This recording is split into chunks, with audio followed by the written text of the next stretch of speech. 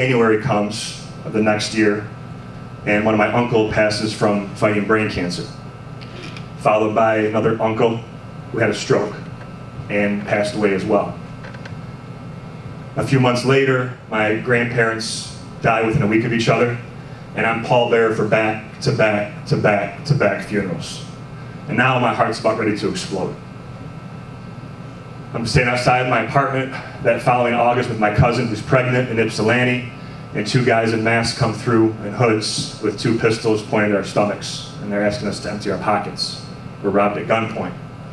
And now this is a moment in my life where things flash before my eyes, but now I kind of reached a point that I said, I just said, enough's enough.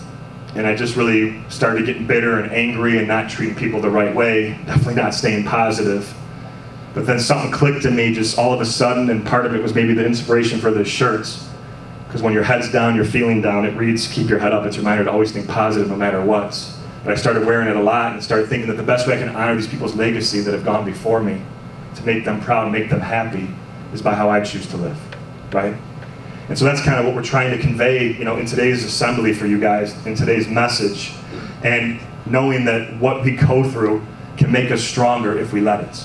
But we got to have those skills in place and those tools in place to be able to move forward in our lives. Think about the butterfly, right? Before it's a butterfly, it's a caterpillar. And it's got to break free out of what? Out of a cocoon?